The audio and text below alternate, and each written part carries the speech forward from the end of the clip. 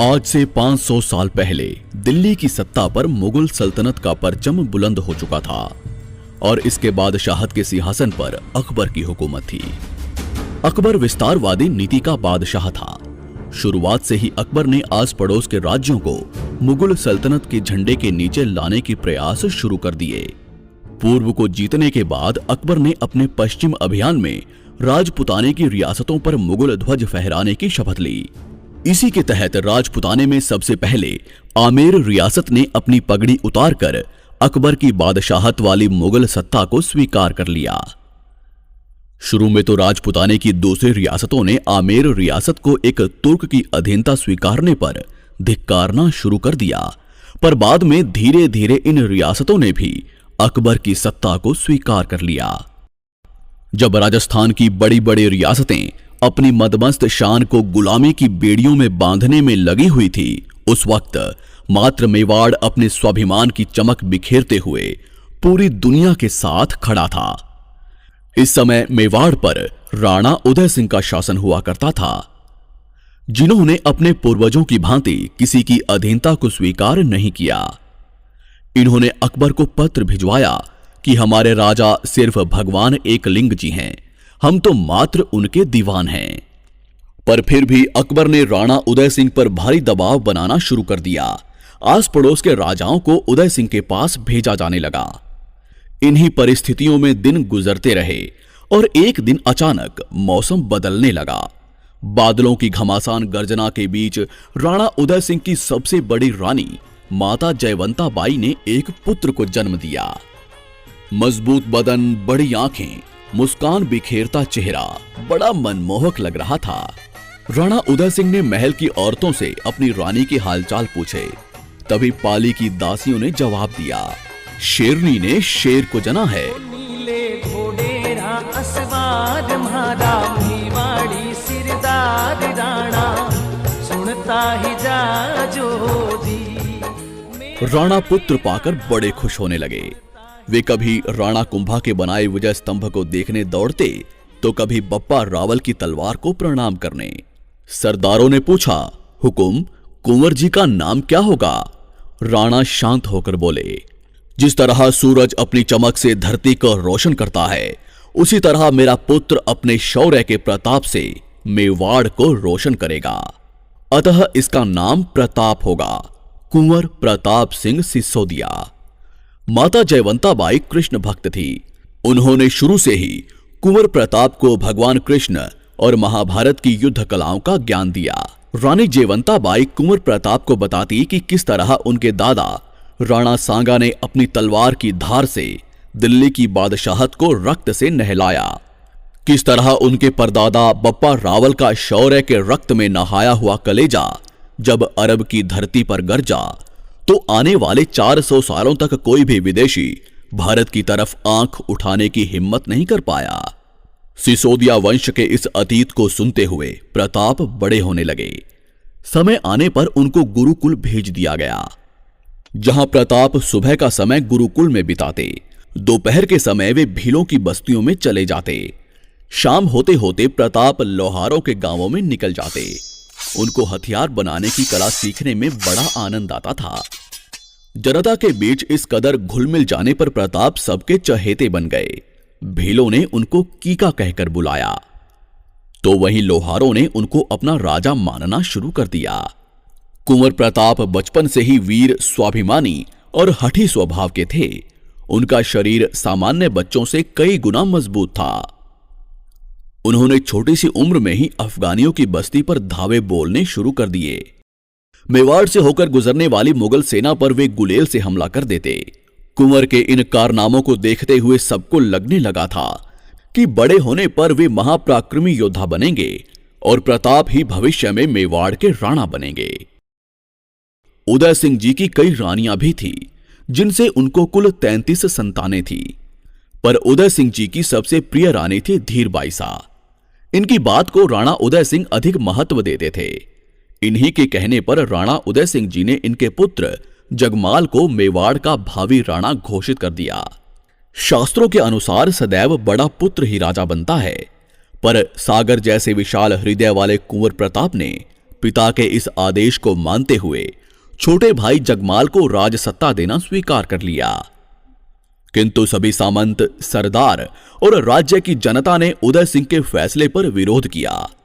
वे कुंवर प्रताप को ही अपना राणा मानते थे। समय के साथ राणा उदय सिंह का स्वास्थ्य बिगड़ने लगा और सन 1572 आते आते उनका स्वर्गवास हो गया। उनके अंतिम संस्कार में कुंवर प्रताप सहित मेवाड़ का प्रत्येक व्यक्ति आया, पर कुंवर जगमाल इस समय महल में अपना राज्याभिषेक करवा रहा था। ऐसी संकट की घड़ी में जगमाल के अपने पिता के अंतिम संस्कार में उपस्थित न होने के कारण सभी सरदारों ने यहीं गोगुंदा की पहाड़ियों पर रक्त से मेवाड़ के असली हुक्म श्री कुंवर प्रताप का राज्याभिषेक कर दिया। सरदार रावत कृष्णदास चुंडावत ने राणा प्रताप की कमर में तलवार बांधते हुए ललकार लगाई, मेवाड़ मुकुट केसरी कुंवर प्रताप सिंह आज से मेवाड़ के राणा हैं। यहीं से राणा प्रताप ने अपने सरदारों के साथ कुंभलगढ़ की तरफ कूच किया। राणा के आने की खबर सुनकर छोटा भाई जगमाल राजगढ़ी छोड़कर अकबर की शरण में भाग गया, जिसके बाद साल 1573 को कुंभलगढ़ की राजगद्दी पर वीर शिरोमणि महाराणा प्रताप का विधिवत रूप से राज तिलक कर दिया गया। कौन है ये महावीर जिसे दुनिया ने मेवाड़ मुकुट हिंदुआ सूरज के नाम से नवाजा? मेवाड़ की राजगद्दी पर बैठने वाले महाराणा प्रताप एक ही वार में घोड़े सहित दुश्मन को काट डालते थे। वो परम स्वाभिमानी शिव भक्त थे, जिनके नाम से ही दिल्ली की बादशाहत कांप जाया करती थी। उन्होंने जंगलों में रहना स्वीकार कर लिया, पर कभी अकबर की गुलामी स्वीकार नहीं की। 72 किलो का भाला, 81 किलो के छाती कवच और 208 किलो के भारी वजन के साथ महाराणा युद्ध भूमि में निकलते, जिनके रौद्र रूप को देख सामने वाला दुश्मन अपना रास्ता पलट देता। हल्दी घाटी के युद्ध में विशाल मुगल सेना को जबरदस्त टक्कर दी। दिवेर के युद्ध में मुगल सत्ता को घुटनों पर ले आए। अपनी छापामार युद्ध नीति के दम पर मेवाड़ को फिर से आजाद करवाकर केसरिया ध्वज लहरा दिया। मुगलों के 36 किलों को जीतकर 40,000 मुगलों को आत्मसमर्पण के लिए मजबूर कर दिया, जिनके भाले की नोक से शत्रु का रक्त कभी सूखा नहीं, जिनकी तलवार ने कभी पराजय का मुंह देखा नहीं। ये गाथा है उस महाराणा की जिसके सामने हर भारतीय बारंबार नतमस्तक होता है। ये गाथा है रुद्र रूप एक लिंग अवतारी महाराणा प्रताप की। आइए डिमांडिंग पंडित के साथ देखते हैं हुकुम श्री महाराणा प्रताप के इतिहास से जुड़े उन अनसुलझे पन्नों की पूरी दास्तान। मेवाड़ी राणा सुनता ही जा जो। फरवरी 1572 को महाराणा हुकुम ने मेवाड़ की राजगद्दी संभाली। इस समय मेवाड़ की स्थिति काफी खराब थी। पिता उदय सिंह जी के समय मुगलों के साथ हुए युद्ध में मेवाड़ की पूरी व्यवस्था बेहाल हो चुकी थी, खजाना खाली था और चित्तौड़ सहित मेवाड़ के बड़े भाग पर मुगलों का अधिकार हो चुका था और अकबर मेवाड़ के बचे हुए इलाके पर भी अपना अधिकार करना चाहता था। महाराणा प्रताप ने राजा बनते ही अपने समस्त सरदारों को बुलाया और उनसे कहा कि रघुकुल मान सदैव ऊंचा रहेगा। मेवाड़ की छाती पर लहराता मुगल ध्वज मेरा कलेजा चीर देता है। बहुत जल्द हवाओं का रुख बदलेगा। मेवाड़ पर केसरिया ध्वज पूरी शान से लहराएगा। मेवाड़ का भविष्य जरूर चमकेगा। मैं शपथ लेता हूं, जब तक मेवाड़ को पूर्ण स्वतंत्र नहीं करवा लेता, तब तक मैं शांत नहीं बैठूंगा। राजमहलों में नहीं रहूंगा, पलंग पर नहीं सोऊंगा, सोने चांदी के बर्तनों में भोजन नहीं करूंगा। मेरे वीरों, स्वाभिमान की दहाड़ से हमारा टकराव अब विशाल फौजों से होगा। तैयार हो जाइए। सभी सरदारों ने प्रतिघात के स्वर में अपनी तलवारें लहराई। पूरा दरबार महाराणा प्रताप की जयकारों से गूंज उठा। इसी के साथ महाराणा प्रताप ने अपनी सेना को संगठित करना शुरू किया। उन्होंने मेवाड़ के भीलों के गांवों का दौरा किया। भील योद्धाओं को अपने साथ जोड़ना शुरू किया। लोहारों को हथियारों के जखीरे बनाने का काम सौंपा गया। सरदारों को प्राचीन युद्ध कलाओं का अभ्यास करवाया जाने लगा। महाराणा प्रताप द्वारा सेना निर्माण के समाचार दिल्ली के बादशाह अकबर तक पहुंचने लगे। अकबर ने भी राणा प्रताप को रोकने की पूरी तैयारियां शुरू की। उन्होंने महाराणा प्रताप से अपनी अधीनता स्वीकार करवाने के लिए अपने दूत भेजने शुरू किए। इसी के साथ अकबर ने अपने दरबार के सबसे चतुर और वाकपटु दरबारी जलाल खां कोरची को महाराणा प्रताप के पास मेवाड़ भेजा। पर महाराणा प्रताप ने अधीनता की बात सुनकर जलाल को तुरंत रवाना कर दिया। इसके 1 साल बाद अकबर ने आमेर के राजा मान सिंह को महाराणा प्रताप के पास भेजा। इस समय महाराणा प्रताप उदयपुर में थे।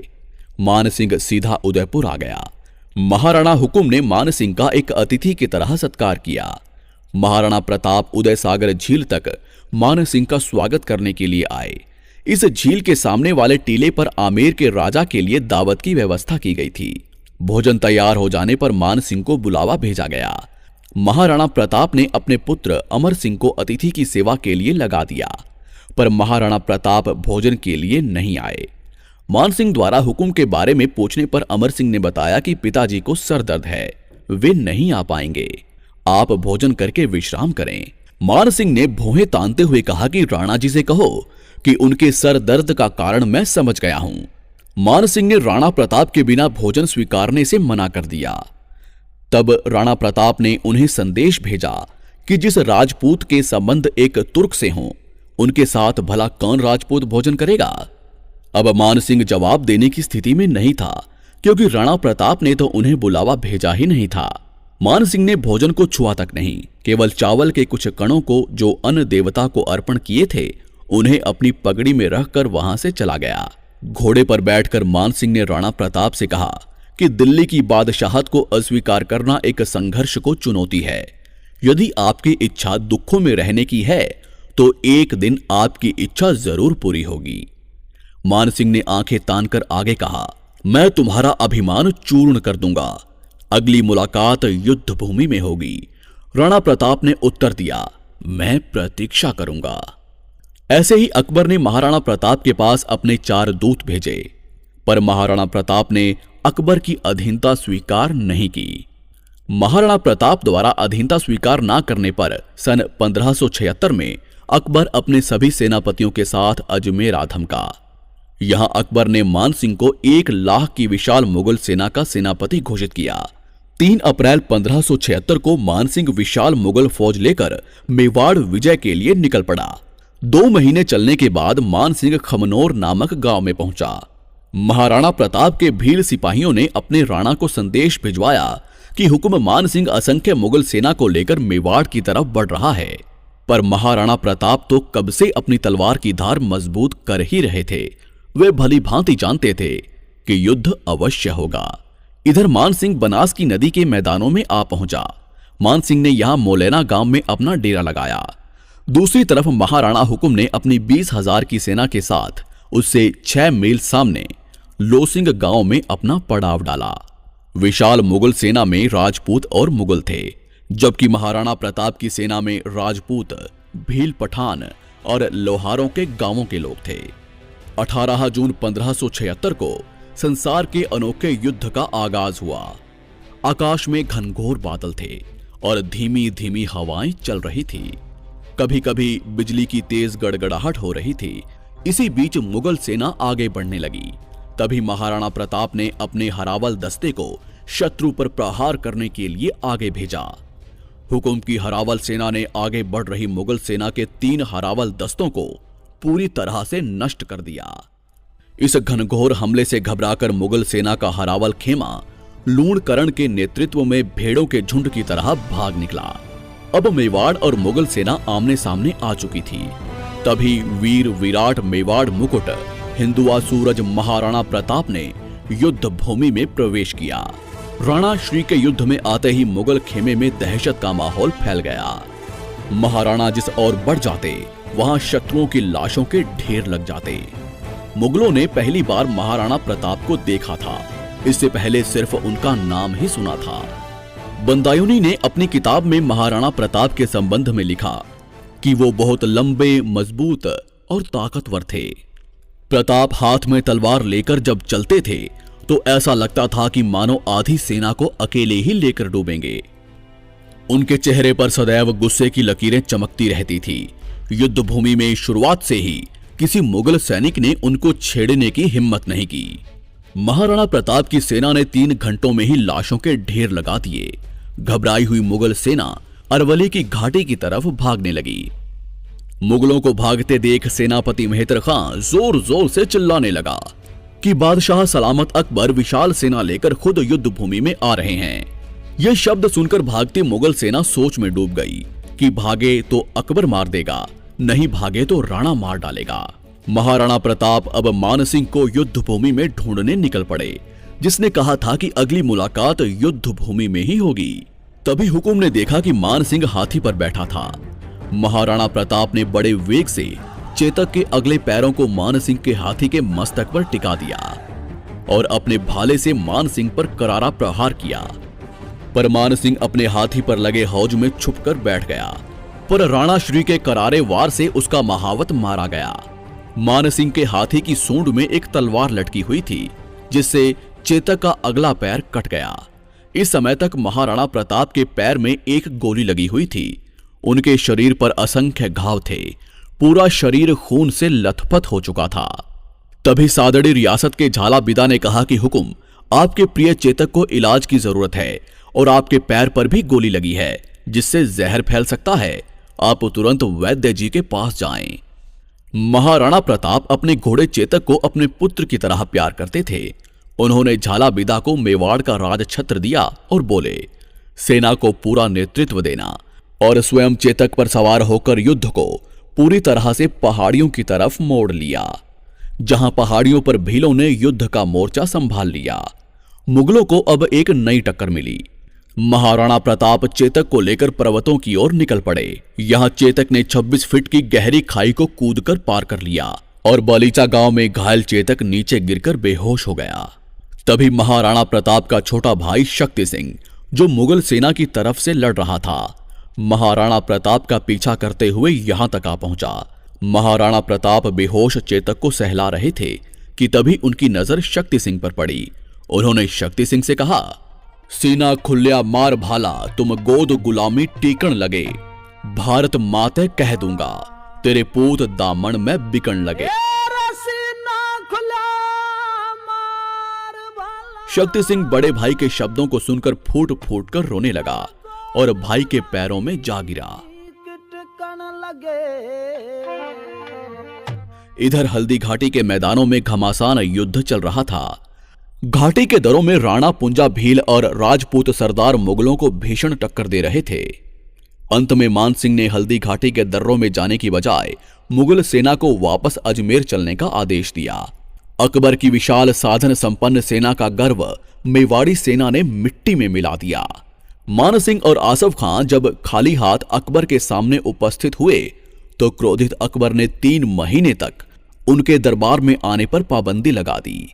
उनकी संपत्ति को जब्त कर लिया गया, उनका वेतन और सभी सुविधाओं को तुरंत रोक दिया गया। हल्दी घाटी के भयानक युद्ध के बाद महाराणा प्रताप अपनी सेना के साथ कुंभलगढ़ आ गए। विनाशकारी युद्ध का पासा महाराणा प्रताप के पक्ष में था, पर इस समय तक उनका खजाना खाली हो चुका था। हल्दी घाटी के 4 महीने बाद ही सन 1577 में अकबर ने एक बार फिर शाहबाद खान के नेतृत्व में भारी सेना कुंभलगढ़ पर हमला करने के लिए भेजी। हल्दी घाटी जैसे विशाल युद्ध के बाद एक नया युद्ध मेवाड़ की सेना के लिए भारी था, अतः महाराणा प्रताप ने किले को त्याग दिया। कुंभलगढ़ पर शाहबाज खां का अधिकार हो गया। कुछ महीनों के बाद महाराणा प्रताप ने फिर से सेना तैयार की और पूरी तैयारी के साथ शाहबाज खां पर आक्रमण करके कुंभलगढ़ को वापस जीत लिया। कुंभलगढ़ विजय के बाद महाराणा प्रताप ने आगे की रणनीति बनाने के लिए सभी सरदारों को बुलवाया। जहां सरदारों ने हुकुम से कहा कि हमें सिंध की तरफ निकलना चाहिए, जहां हम धन का बंदोबस्त करके एक विशाल सेना का निर्माण करेंगे और सीधा अकबर पर आक्रमण करेंगे। इसी उद्देश्य से महाराणा प्रताप भाण सोनगरा को कुंभलगढ़ का किलेदार नियुक्त करके गुजरात की तरफ निकल गए। आगे इसी रास्ते में महाराणा प्रताप ने शाहबाज खां को 2 बार पराजित करके वापस लौटने पर मजबूर किया। गुजरात पहुंचने के बाद महाराणा प्रताप ने चूलिया गांव में अपना डेरा लगाया, जहां परम दानवीर भामा शाह ने महाराणा प्रताप के लिए अपना खजाना खोल दिया। उन्होंने महाराणा प्रताप को 25 लाख रुपए की सहायता दी। इतने बड़े धन को पाकर हुकुम पुनः सेना की तैयारियों में जुट गए। बस यहीं से असली संघर्ष की शुरुआत होती है। महाराणा प्रताप ने सिंध जाने की बजाय पुनः मेवाड़ की तरफ कूच किया और सन 1582 में दिवेर के दर्रों में स्थित मुगल थानों पर आंधी के समान टूट पड़े। हुकुम रुद्र रूप धारण कर चुके थे। उन्होंने अपने सामंतों को आदेश दिया कि किले को चारों तरफ से घेर लो, कोई बचकर नहीं निकलना चाहिए। तभी महाराणा प्रताप के पुत्र अमर सिंह ने अकबर के चाचा सुल्तान खान पर भाला फेंका, जो सुल्तान खान के घोड़े सहित आर पार निकल गया। यहाँ 36,000 मुगलों ने महाराणा प्रताप के सामने आत्मसमर्पण कर दिया। महाराणा ने दिवेर के किले पर केसरिया ध्वज लहरा दिया। मुगलों की दिवेर हार से बौखलाए अकबर ने सन 1584 में महाराणा प्रताप को बंदी बनाने के लिए भेजा, पर जगन्नाथ कछवाहा बुरी तरह से पराजित हुआ। उसने महाराणा प्रताप से माफी मांगी और बकायदा हरजाना भी दिया। इसी के बाद महाराणा प्रताप ने कमल मीर के किले को जीत लिया, जहां अमर सिंह ने कमल मीर के मुगल अधिकारी अब्दुल्ला को कई टुकड़ों में काट डाला। इन्हीं लगातार जीतों के बाद 1585 में महाराणा प्रताप ने चावंड को जीतकर उसे अपनी राजधानी बनाया, जिसके बाद उन्होंने लगातार एक एक करके मुगलों के 32 किलों को जीतकर अकबर की नींदें हराम कर दी। मान सिंह से उसके देशद्रोह का बदला लेने के लिए महाराणा प्रताप ने अपनी सेना लेकर आमेर के मालपुरा पर आक्रमण किया, जहां से उन्होंने मान सिंह की बेशुमार दौलत को अपने कब्जे में लिया। अकबर ने स्वीकार कर लिया था कि राजपुताने के इस शेर को कोई कैद नहीं कर सकता। उसने अब महाराणा प्रताप को ना छेड़ने में ही अपनी भलाई समझी। इसके बाद 12 सालों तक महाराणा प्रताप ने ऐसा शासन किया कि मेवाड़ के व्यापार को 4 चांद लग गए। मेवाड़ की खोई हुई चमक वापस लौटने लगी। 19 जनवरी 1597 को 57 वर्ष की आयु में हुकुम शेर के शिकार पर निकले थे, जहां धनुष की प्रत्यंचा खींचते हुए हुकुम देवलोक सिधार गए। वीर शिरोमणि महाराणा प्रताप की देशभक्ति और अमर स्वाभिमान ने हर भारतीय के मन में उनके लिए अपार सम्मान जागृत किया। कवियों ने भी अपनी कलम से महाराणा की कीर्ति का कुछ यूं बखान किया। धर्म रहेगा और पृथ्वी भी रहेगी, पर मुगल साम्राज्य एक दिन नष्ट हो जाएगा। अतः हे राणा, विशंभर भगवान के भरोसे अपने निश्चय को अटल रखना। अब्दुल रहीम खान ए खाना, जिसने अपने घोड़ों को कभी शाही सेना में भेजकर दाग नहीं लगवाया, जिसने अपनी पगड़ी किसी के सामने नहीं झुकाई, उसके शासनकाल में जनता को किसी से कोई भय नहीं रहा। उसकी तलवार और भाला ही उसका सच्चा साथी था। वो वैदिक मार्ग का अनुयायी था, जिसने अनेक मंदिरों का निर्माण करवाया। उसके शत्रु भी उसकी वीरता और स्वाभिमान के सामने झुक जाते थे। उसकी शपथ थी, प्रताप के इस मुख से अकबर के लिए सदैव तुर्क ही निकलेगा। अतः हे राणा, जब जब भी कलम महाराणा प्रताप लिखेगी, तब तब सिर्फ महान, महान और महान ही लिखा जा